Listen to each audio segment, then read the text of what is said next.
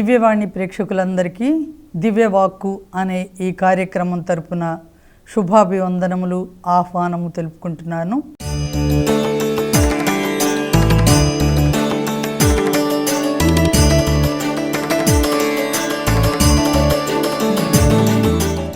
Easter పండుగ అయిపోయిన తర్వాత మనం దాదాపుగా 50 రోజులకి మనం పెంతెకోస్తు పండుగను జరుపుకోబోతున్నాం. ఈ పెంతెకోస్తు పండుగను గురించి ప్రభువు ముందుగానే తెలియజేశారు. యోహాను సువార్తలో ప్రభువు తాను ఉండగానే తన శిష్యులతో చెప్పారు.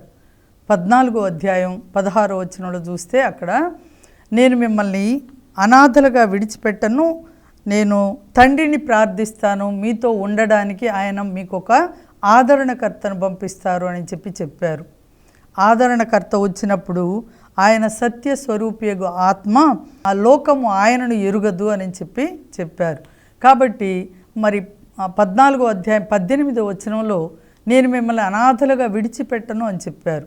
యేసు ప్రభువు మరి మరణించబోతున్నానని, మరణం తర్వాత పునరుత్థానం అనేది జరుగుతుందని ఎలా చెప్పారో అవన్నీ కూడా ఎలా నెరవేరాయో అదేవిధంగా ఈ పెంతెకోస్తు అనుభవం కూడా జరగబోతుంది అని ప్రభువు ముందుగానే చెప్పేశారు. కాబట్టి ఈ పెంతెకోస్తు పండుగను జరుపుకునే ముందు మనం మరి ఏ విధంగా ప్రిపేర్ అవ్వాలి, ఆ పెంతెకోస్తు పండుగకి పరిశుద్ధాత్మ మనలోకి రావాలి అంటే మనల్ని మనం ఎలా సిద్ధపరచుకోవాలి అనే విషయాన్ని గురించి ప్రభువు ముందుగానే లూకాసు వార్తలో చెప్పడం జరిగింది. ఆ లూకాసు వార్త 24వ అధ్యాయం 49వ వచనంలో ప్రభు చెప్తున్నారు, ఇదిగో నా తండ్రి చేసిన వాగ్దానమును మీకు అనుగ్రహించుచున్నాను, కానీ మీరు పైనుండి శక్తిని పొందునంత వరకును నగరముననే వేచి ఉండు అని చెప్పారు.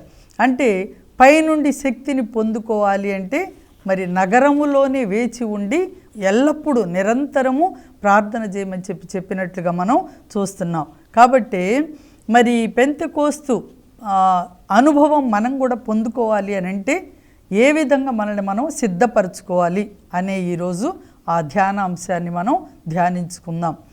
మరి అపోస్తుల కార్యాలు 1వ అధ్యాయం 4-5 వచనాలు చూస్తే, ఆయన వారితో ఉన్నప్పుడు వారికి ఇట్లు ఆజ్ఞాపించెను, మీరు యెరూషలేమును విడిచి వెళ్ళక నేను మీకు తెలియపరిచినట్టి నా తండ్రి చేసిన వాగ్దానము కొరకు వేచి ఉండు అంటున్నారు.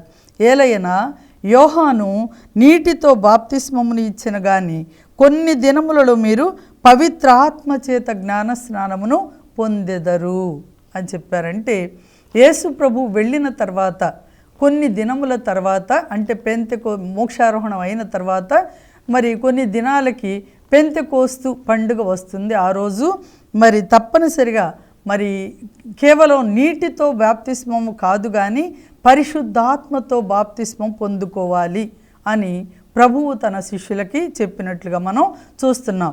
అందుకే ఆయన వారితో ఉన్నప్పుడు ఇట్లు ఆజ్ఞాపించాడు. ఏమని ఆజ్ఞాపించారట? యెరూషలేమును విడిచి వెళ్ళక, అంటే పరిశుద్ధత. యెరూషలేము అంటే పరిశుద్ధ పట్టణం, అంటే నువ్వు నేను కూడా దేవుని ఆలయం, పరిశుద్ధతగా ఉండాలి.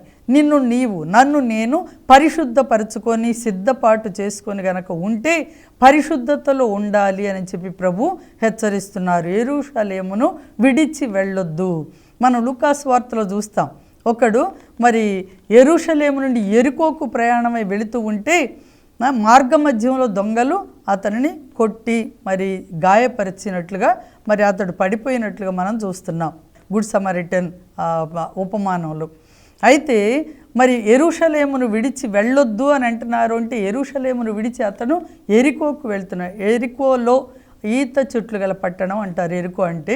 మరి యెరికోలో అంత పాపులు, సుంకరులు ఎక్కువ ఉన్నట్లుగా మనం చూస్తున్నాం. గుడ్డి వాళ్ళు చూసాం కదా, భర్తమయ్యి, ఇంకా జక్కయ్య, వీళ్ళంతా కూడా యెరికోకు సంబంధం. అంటే పరిశుద్ధతలో నుంచి పాపం వైపు వెళుతున్నట్లుగా ఇక్కడ మనం గమనించవచ్చు. అందుకని ప్రభు అంటున్నారు, యెరూషలేమును విడిచి వెళ్ళొద్దు, పరిశుద్ధతలో నుంచి పాప జీవితంలోకి వెళ్ళొద్దు, మిమ్మల్ని మీరు సిద్ధపాటు చేసుకోండి. పరిశుద్ధాత్మ మీలోకి రావాలి అంటే మనల్ని మనం సిద్ధ సిద్ధపాటు చేసుకొని ఉండాలి, పరిశుద్ధతలోనే ఉండాలి, పాప జీవితాన్ని విడిచిపెట్టాలి. అందుకే ఈ అపోస్తుల కార్యాలను 1వ అధ్యాయంలో 14వ వచనంలో మనం చూస్తే ఈ అపోస్తులందరితో పాటు మరియ తల్లి కూడా వీళ్ళందరినీ కూడబెట్టి వీరితో కూడా కొందరు స్త్రీలు యేసు తల్లి యగు మరియమ్మయు ఆయన సోదరులను ఒకచోట చేరి ఎడతెగక ప్రార్థన చేయుచుండిరి అంటున్నారు. ఎడతెగక ప్రార్థన అంటే ఏంటి?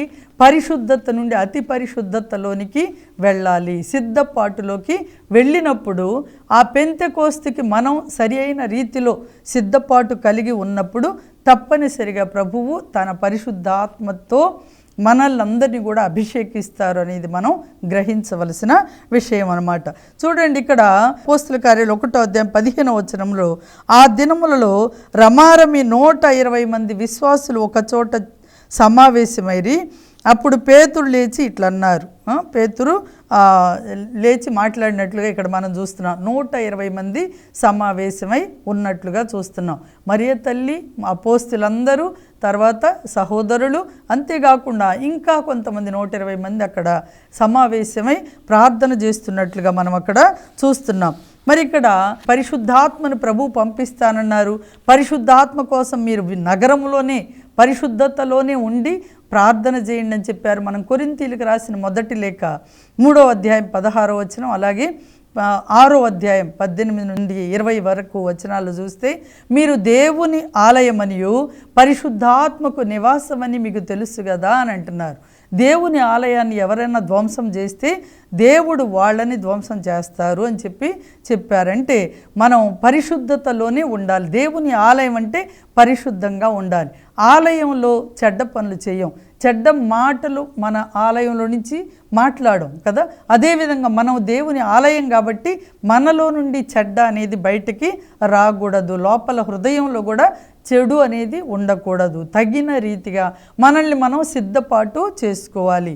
మంచి పాప సంకీర్తన చేయటం, మన పాప జీవితాన్ని ఒప్పుకొని పశ్చాత్తాపపడినప్పుడు పరిశుద్ధత నుండి మనం ఇంకా అతి పరిశుద్ధతలోనికి రాగలుగుతాము అనేది గమనించుకొని ప్రార్థన అనేది కూడా ఎడతెగక ప్రార్థన చేస్తూ ఉండాలి అని చెప్తున్నారు.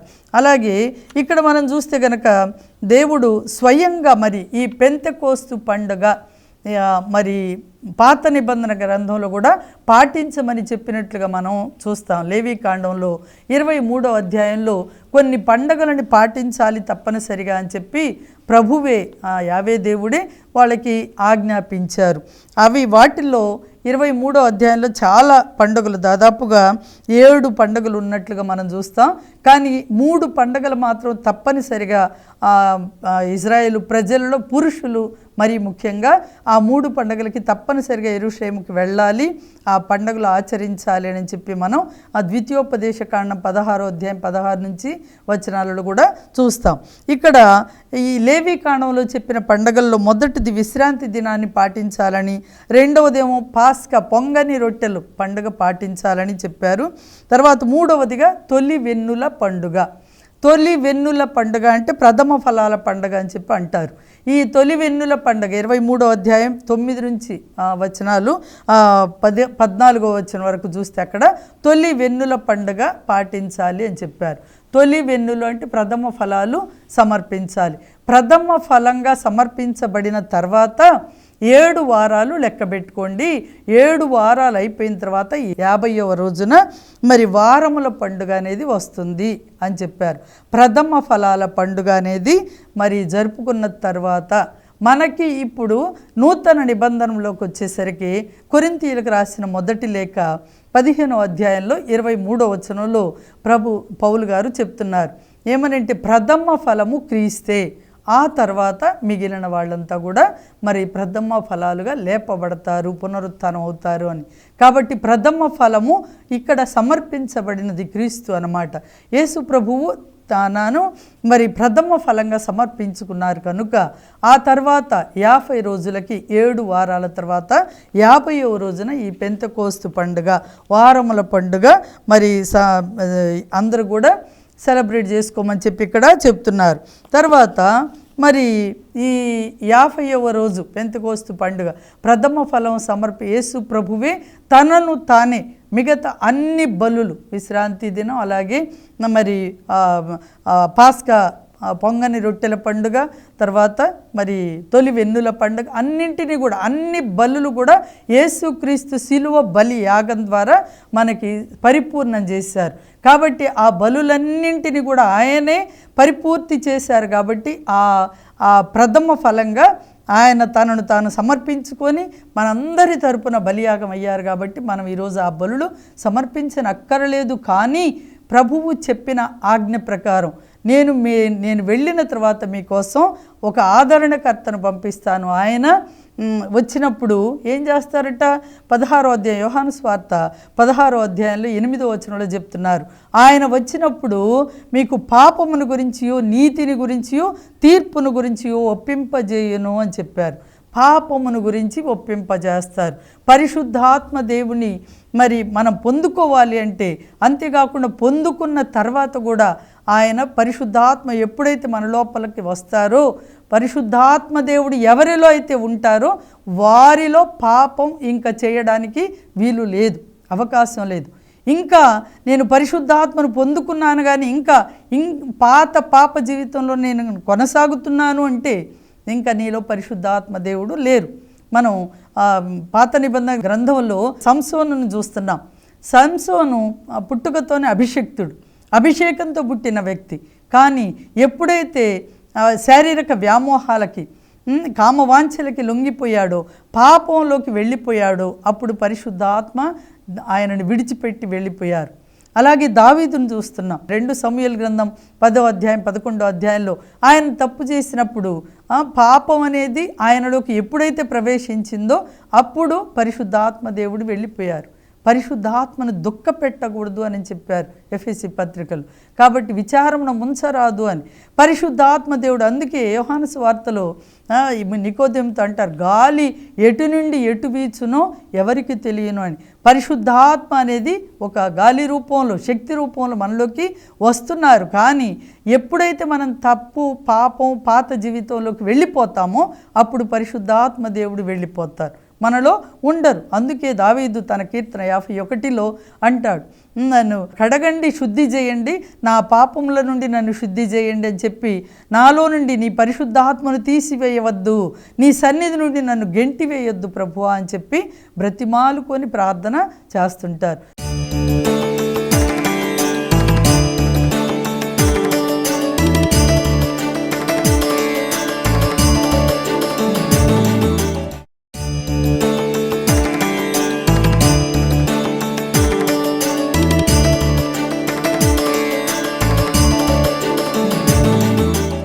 పరిశుద్ధాత్మ దేవుడు లేకపోతే, పరిశుద్ధాత్మ మనలో గనక లేకపోతే మనం దేవునికి చెందిన వారము కాము అని రోమీలకు రాసిన లేఖ 8వ అధ్యాయం 9వ వచనంలో అలాగే 14వ వచనంలో కూడా చెప్తున్నారు. కాబట్టి జ్ఞానస్నానము పొందినంత మాత్రాన కాదు కానీ పరిశుద్ధాత్మను పొందుకోవాలి అని చెప్పి ప్రభు క్లియర్గా ఇక్కడ చెప్పారు. యోహానైతే నీటితో బాప్తిస్మం ఇచ్చాడు, కానీ తర్వాత మీరు పరిశుద్ధాత్మతో బాప్తిస్మమును పొందుకోవాలి. నా తండ్రి చేసిన వాగ్దానం కోసం వేచి ఉండి యోహాను నీటితో బాప్తిస్మం ఇచ్చెను కానీ కొన్ని దినాలలో మీరు పవిత్రాత్మ చేత జ్ఞానస్నానమును పొందుదురు అని అంటున్నారు. పవిత్రాత్మ జ్ఞానస్నానం అనేది ప్రతి ఒక్కరి జీవితంలో అవసరమే, ప్రతి ఒక్కరికి అవసరం. పరిశీలించుకోవాలి, మనల్ని మనం పరిశీలించుకొని చూసుకోవాలి, ఎవరిలో పరిశుద్ధాత్మ దేవుడు ఉన్నారా లేరా. ఎవరికి వాళ్ళకి అది ఒక పర్సనల్ ఎక్స్పీరియన్స్ అంతే, వ్యక్తిగత అనుభవం పరిశుద్ధాత్మను పొందుకోవడం అనేది. అది పొందుకున్నాము అంటే పాప జీవితానికి స్వస్తి పలుకుతాం. ఇక పరిశుద్ధాత్మ దేవుడు మనలో ఉంటే దేనినైనా ఫస్ట్ ప్రైమరీ ప్లేస్ దేవునికి ఇస్తాం, ఫస్ట్ ప్రయారిటీ దేవునికి ఇస్తాం. మిగతా అన్నీ కూడా సెకండరీ. ఆ మిగతా వదిలిపెట్టి పూర్తిగా ఇదైపోమని కాదు, సెకండరీ ప్లేస్ అవన్నీ కూడా. అవి ఇంకంత ప్రయారిటీ ఉండదన్నమాట. కాబట్టి లోకం, సాతాను, శరీరం వీటికి మనం ప్రాధాన్యతనివ్వకుండా దేవుని వాక్యానికి, ప్రార్థనకి, దేవుని మాటలకి, దేవుని పనికి మొదటి ప్రాధాన్యత అనేది ఇస్తాము అనేది అదే ఫస్ట్ సింబల్. అంతేకాదు, రెండవదిగా పాపాన్ని విడిచిపెడతాం, పాప జీవితాన్ని విడిచిపెడతాం. అంతేకాదు, పరిశుద్ధాత్మ దేవుడు మనలోకి వస్తే అగ్ని మండుతుంటుంది. ఎప్పుడు కూడా ఏ పని చేస్తున్నా, ఈ లోక విషయాల్లో ఏ పనిలో ఉన్నా మొదటి పనిగా మన దృష్టి అంతా కూడా అటువైపే ఉంటుంది. యేసుప్రభు అంతే కదా, ఆయన దేవుని చిత్తాన్ని నెరవేర్చడానికి లోకంలోకి వచ్చినా ఆయన దృష్టి ఎటువైపు ఉంది?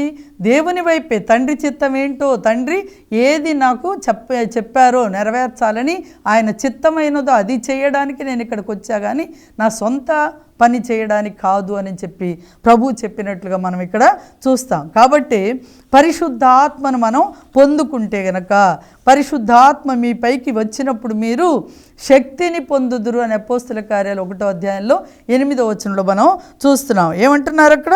మీరు యెరూషలేమును కనుక పరిశుద్ధాత్మను పొందుకున్న తర్వాత యెరూషలేములోను యూదయ సమరియా సీమలయందు అంతటను భూ దిగంతముల వరకును నాకు సాక్షులై ఉంటారు అని చెప్తున్నారు.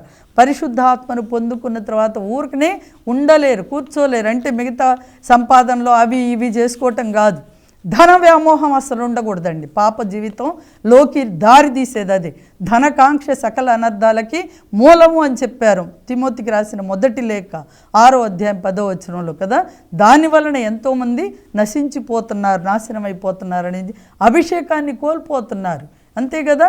ఎలీషా దగ్గర ఉన్నాడు గేహాజీ, ఆయన మరి ఎలీషా ప్రవక్తేమో దేవుని పని చేస్తూ వచ్చిన నయమానికి, సిరియా సైన్యాధిపతికి స్వస్థత పొందుకోవడానికి యోర్దానులో వెళ్ళిన మునగమంటే సరే అని మునిగినప్పుడు వచ్చి ఆయన బహుమానాలు ఇవ్వబోతే ఎలీషా ప్రవక్తేమో రిజెక్ట్ చేస్తే వెంటనే గేహాజీ, ఏంది ఈ నా గురువుగారు ఏంటి కొంచెం పిచ్చోళ్ళలాగుందని చెప్పి పరిగెత్తుకుంటా వెళ్ళి వెనకబడి కొని తెచ్చుకున్నాడు. ధనకాంక్ష చేత వెళ్ళి ఆ వెండి బంగారాలు పట్టు వస్త్రాలు కొంత తీసుకొని వచ్చి ఇంట్లో పెట్టుకొని వచ్చాడు. ప్రవక్త వెంటనే గమనించాడు, వెంటనే చెప్పారు, ఏంటి ఇది అదుననుకున్నావా ఇవన్నీ సంపాదించుకోవడానికి? ఎక్కడికి వెళ్ళొస్తున్నా అంటే ఏమీ తెలియనట్టే, ఏం లేదు ఇక్కడే ఉన్నా, ఎక్కడికి వెళ్ళలేదు అన్నాడు. కానీ ప్రవక్త అంటున్నాడు, నా ఆత్మ నీతో రాలేదనుకున్నావా? చూడు ఇదే అదును అనుకున్నావా? ఏ రోగాన్నైతే ఆ నయమాను విడిచిపెట్టి వెళ్ళాడో ఆ కుష్టు రోగం నిన్ను, నీ కుటుంబాన్ని, నీ తర్వాత తరాలను కూడా పట్టి పీడిస్తుందని చెప్పాడు. చూడండి, ఎవరి ద్వారా మనం ఇలాంటి అన్యాయపు అక్రమ సంపాదన లేదా అన్యాయపు సొమ్ము మనం సేకరించుకుంటున్నామో వాళ్ళ మీద ఉన్న పాపం శాపం అంతా కూడా మన మీదకి వస్తుంది. కాబట్టి అలాంటి వాటి జోలి వెళ్ళొద్దు అనేది పరిశుద్ధాత్మ దేవుడు మనలో ఉంటే ఇది నీతిని గురించి, పాపాన్ని గురించి, తీర్పుని గురించి కూడా ఒప్పింపజేస్తారు అని చెప్పి పరిశుద్ధాత్మ దేవుడు చెప్పారు కదా. యోహాను సువార్త 16:8 చెప్పింది అదే. కాబట్టి మరి పెంతెకోస్తు పండుగకి సిద్ధపడాలి. పెంతెకోస్తు పండుగకి ఏ విధంగా సిద్ధపడ్డారు వాళ్ళందరూ కూడా? మరి ఒకరోజు మనం 2వ అధ్యాయంలో చూస్తే, అపోస్తల కార్యాలు 2వ అధ్యాయంలో 1 నుండి వచనాలు చూస్తే, పెంతెకోస్తు పండుగ వచ్చినప్పుడు వాళ్ళందరూ ఒక చోట కూడి ఉండిరి. అప్పుడు వేగముగా వీచు బలమైన గాలి వంటి ఒక ధ్వని ఆకాశం నుండి అకస్మాత్తుగా అక్కడ ఉన్న ఆ ఇల్లంతయు వ్యాపించి ఉందంట. అకస్మాత్తుగా వారు కూర్చుండి ఉండిన ఇల్లంతయు వ్యాపించింది. అప్పుడు అగ్ని జ్వాలలు నాలుకల వెలి వ్యాపించి అక్కడ ఉన్న ఒక్కొక్కరి వైపు నిలుచుట వారికి కనబడెను. వాళ్ళందరూ పవిత్ర ఆత్మతో నింపబడిరి. అప్పుడు పవిత్ర ఆత్మ వారికి శక్తిని అనుగ్రహించిన కొలది అన్య భాషలలో మాట్లాడసాగిరి. భాషావరం అనేది వస్తుందట. పరిశుద్ధాత్మను మనం పొందుకున్నప్పుడు భాషావరం, ఒక్కొక్కరికి ఒక్కొక్క అనుభవం తప్పనిసరిగా ఆ పరిశుద్ధాత్మ దేవుడు ఇస్తారు. భాషలలో మాట్లాడతారు. అలాగే స్వస్థత వరాలు వస్తాయి. ఇంకా రకరకాలుగా దేవుని ప్రవచన ఇంకా చెప్పారు కదా, కొరింథీ పత్రిక 12వ అధ్యాయంలో చూస్తాం, ఎఫెసీయులకు రాసిన లేఖలో కూడా మనం చూస్తాం. పరిశుద్ధాత్మ కొందరిని బోధకులుగా, సువార్తకులుగా, స్వస్థపరిచేవాళ్ళుగా రకరకాల వరాలతో, ఫలాలతో నింపుతారు. కాబట్టి పరిశుద్ధాత్మను పొందిన తర్వాత ఊరకనే ఉండరు. లేదు నాకు అవసరం లేదు పరిశుద్ధాత్మ అంటే, పరిశుద్ధాత్మ లేనివాడు నాకు చెందినవాడు కారు అని చెప్తున్నారు. రోమీయులకు రాసిన లేఖ 8వ అధ్యాయం 14వ వచనంలో, ఎందరైతే దేవుని ఆత్మతో నడిపింపబడుదురో వారు మాత్రమే దేవుని పుత్రులు, వారే దేవుని రాజ్యానికి వారసులు. దేవుని బిడ్డలే దేవుని రాజ్యానికి వారసులు. మరి ఆ దేవుని రాజ్యానికి వెళ్ళకపోతే ఇంకెక్కడికి వెళ్తాం? సైతాన్ రాజ్యం రెడీగా ఉంటుంది, చీకటి రెడీగా ఉంటుంది, అంధకార లోకంలోకి వెళ్ళాల్సి వస్తుంది. కాబట్టి ఆయన శక్తిని పొందుకోవాలి, పరిశుద్ధాత్మ శక్తిని మనం పొందుకోవాలి, పరిశుద్ధాత్మతో మనం నింపబడాలి. అప్పుడే దేవుని బిడ్డలం అవుతాం, దేవుని రాజ్యానికి మనం వారసులం అవుతాం అని చెప్తున్నారు. అప్పుడు వాళ్ళ మీదకి వేగంగా వీచిన బలమైన గాలి వంటి ఒక ధ్వని వచ్చినప్పుడు, అగ్ని నాలుకలు వాళ్ళని వ్యాపించినప్పుడు వాళ్ళు భాషలలో మాట్లాడారు. మనం ఆదికాండం 11వ అధ్యాయంలో చూస్తాం. అక్కడ బాబేలు గోపురం దగ్గర వాళ్ళ భాషలన్నీ కూడా తారుమారైపోయాయి కదా, వేరు భాషలు. ఎందుకంటే వాళ్ళంతా ఒకే బిల్డింగ్ కట్టుకుని ఒకే చోట ఉంది, ఎక్కడికి వద్దు అని.